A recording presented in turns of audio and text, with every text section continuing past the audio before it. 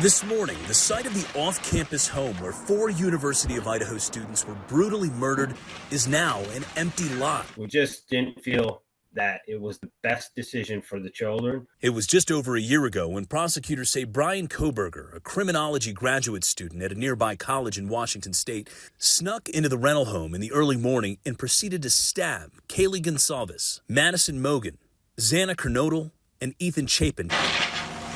The home turned crime scene, clearly visible from campus, was given to U of I, and school officials say tearing down the house was necessary for closure. This is a next step toward healing for our community. We have not made it a secret since the time that the house was given to us that our intent was to demolish the house. FBI investigators were at the house this past October, gathering information that possibly could be used at the trial. You would go room to do that, to make sure that you get every possible conceivable piece of evidence before you turn the house back over to someone, or in this case, have the house demolished. The jury can now not walk through the crime scene where this occurred.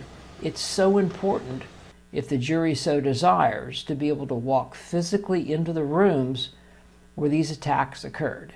How the person got into the house. They can physically go through every door, every window. The Gonsalves and Kernodle families opposing the demolition, insisting the house was still a key piece of evidence. With that many people inside that house, there was more evidence there than they probably knew what to do with. But not everyone argued against the demolition. The family of the only male victim, 20-year-old Ethan Chapin, saying in a statement, "We're supportive of the decision to take down the King Street house for the good of the university, its students, including our own kids, and the community of Moscow."